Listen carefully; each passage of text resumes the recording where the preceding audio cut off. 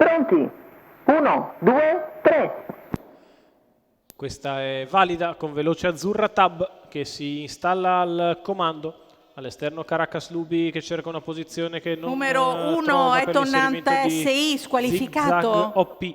Poi Numero Efra, 14 Zero Axel Gravity. Nib squalificato. Ancora Barolo Griff al completamento dei primi 200 metri passati in 15:1. Azzurra Tab è al comando, sposta Efra mentre si sistema in corda il 5 di Caracas Lubi, punta in avanti con decisione ora Efra che trova sulla sua strada però l'opposizione di Zigzag OP che passa a condurre perché ha sbagliato numero Azzurra Tab. 3 Azzurra Tab in corda Caracas squalificato. Lubi che serra sotto e lascia di fuori Efra che prova ora a sua volta ad andare a rilevare al comando Zigzag OP dopo 600 metri lottati in 45,9.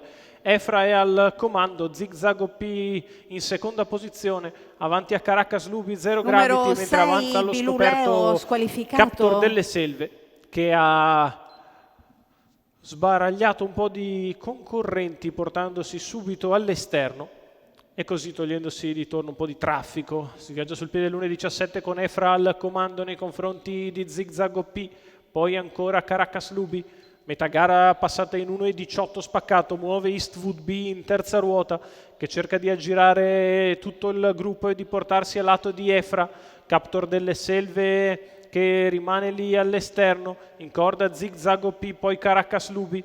Davanti alle tribune una frazione in 15,2, arriva Eastwood B a lato di Efra, gli tiene però le punte di dentro Captor delle Selve e così in vantaggio Efra su Captor delle Selve che scende secondo sul calo di Zigzag OP, poi ancora Eastwood B, quindi Caracas Lubi che si è liberato dalla corda a largo di tutti, Zero Gravity che prova a progredire, Efra in vantaggio su Captor delle Selve, poi Caracas Lubi e Zero Gravity che si avvicinano ancora a Barolo Griff e Duty Free B, la retta opposta alle tribune passata in 14,4 da Efra che è in chiara vantaggio nei confronti di Captor delle Selve, Caracas Lubi, ancora Zero Gravity, poi Duty Free B che viene a fare l'arrivo da lontano. Efra intanto ha 3 lunghezze su tutti i rivali all'ingresso dell'addirittura d'arrivo, fa la curva ancora in 14,8. Efra che è in controllo della situazione, una decina di metri avanti a tutti i rivali, scatta Zero Gravity per prendere il secondo, poi Duty Free B. Nel finale Efra vince come vuole al secondo e Zero Gravity al terzo, Duty Free B, poi Captor delle Selve, quindi al quinto posto Caracas Lubi. 1.16,8 il ragguaglio per il successo di Efra.